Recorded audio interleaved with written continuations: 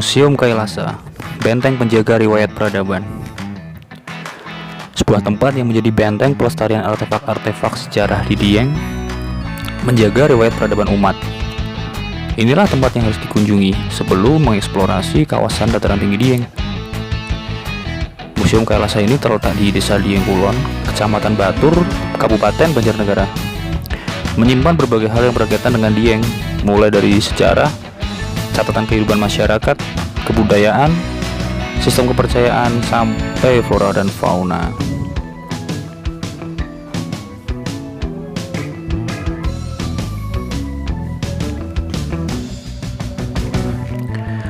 Museum Kailasa yang berdiri di atas lahan seluas 560 meter persegi terdiri dari dua bangunan.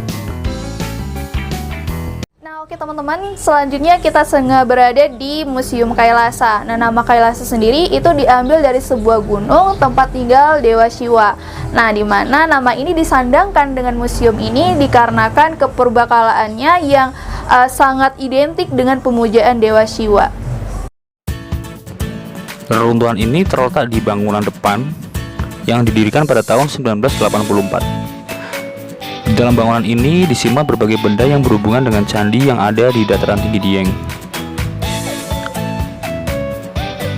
Kita bisa melihat reruntuhan candi, ada arca, stupa, sampai patung-patung yang terhampar di bawah terik matahari langsung tanpa penutup.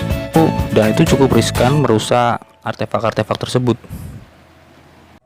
Nah teman-teman, Museum Kailasa ini diresmikan pada tanggal 28 Juli 2008. Nah, di sekeliling saya ini terdapat beberapa runtuhan dari candi yang ada di Dieng.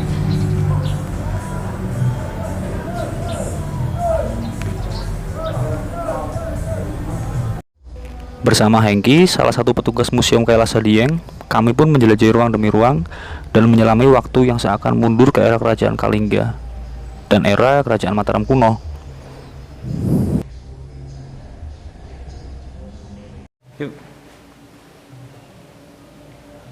Oke, baik teman-teman, sekarang saya sedang bersama dengan Mas Hengki. Jadi nanti Mas Hengki akan menjelaskan tentang terkait situs-situs peninggalan sejarah candi-candi yang ada di museum ini.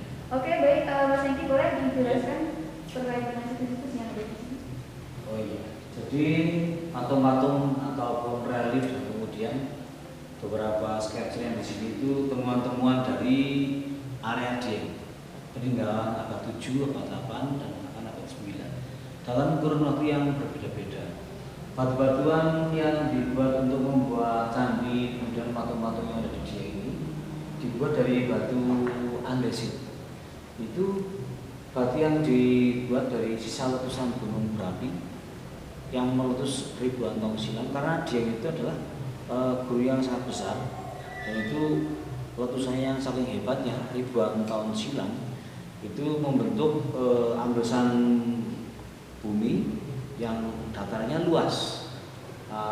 Luasnya ini seperti Anda tahu di sebelah sana di area candi itu adalah cekungannya ini.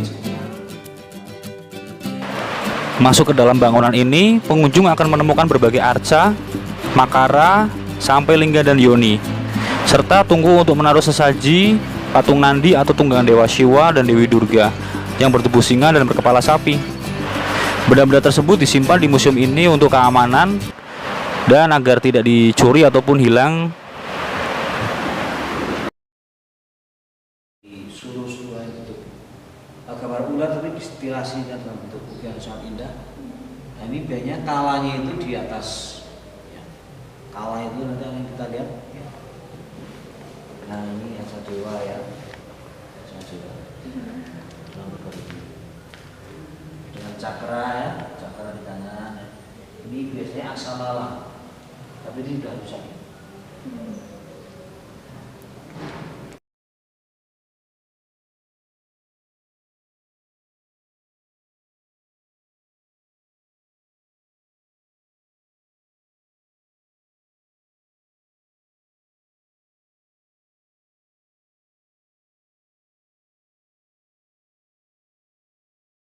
Wajah menyeramkan ya, seperti raksasa ya, seperti ini ya. Ini jadi Siwa Mahakala. Jadi kalau Anda mendengarkan ada Siwa Mahakala itu berarti Dewa Siwa yang sudah berubah wajah ketika berubah menjadi Dewa Maut, ya dia seperti ini wujudnya. Kami pun mulai bergegas untuk menuju ke ruangan kedua. Ruangan kedua ini diresmikan pada tanggal 28 Juli 2008 oleh Menteri Kebudayaan dan Pariwisata saat itu, Bapak Jarwacik. Di ruangan ini tersimpan koleksi yang lebih beragam. Pengunjung dapat mengetahui sejarah terbentuknya dataran tinggi Dieng setelah letusan Gunung Prau Tua, sumber batu andesit, batu yang digunakan dalam pembuatan candi yang ada di dataran tinggi Dieng, serta sistem kepercayaan masyarakat Dieng. Di sini terlihat beberapa patung, arca dan relief, serta beberapa sisa-sisa reruntuhan dari candi yang ditemukan di dataran tinggi Dieng. Terlihat beberapa patung Shiva sampai Ganesha, patung manusia berkepala gajah, lambang ilmu pengetahuan, dan ada juga relief gajah. Ini menarik sekali ya teman-teman. Ada juga alat peraga kebudayaan atau pertanian dari masyarakat Dieng seperti cangkul, sepatu boot, sabit, dan juga digambarkan kehidupan sehari-hari daripada masyarakat Dieng.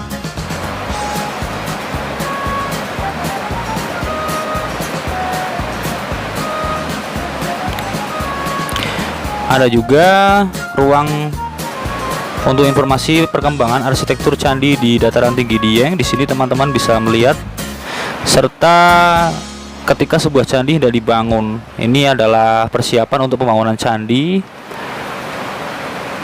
Sungguh sebuah informasi yang sangat edukatif untuk kita semua.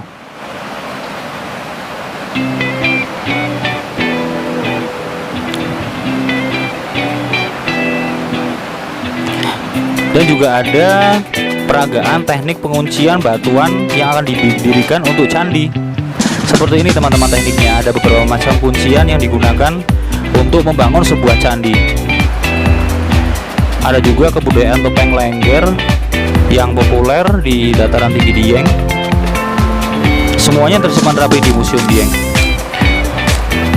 Untuk tiket masuk adalah 5.000 per orang dan jam bukanya jam 7 sampai jam 4 sore.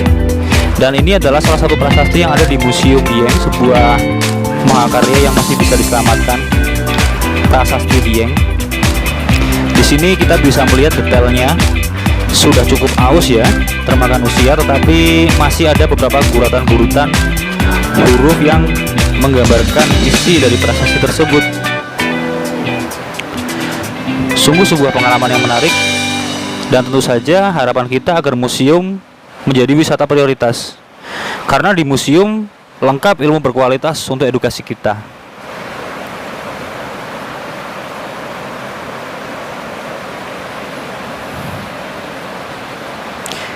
Jelajah Peradaban Nusantara, The Power of Asia, mengucapkan terima kasih kepada Kementerian Pariwisata dan Ekonomi Kreatif Republik Indonesia, Dinas Pariwisata dan Kebudayaan Wonosobo, Batik Sakera, Kospin Mur Surya Mentari, Pondok Lesian Alaska, dan Saptasel yang telah mensupport program acara Jelajah Peradaban Nusantara episode 1.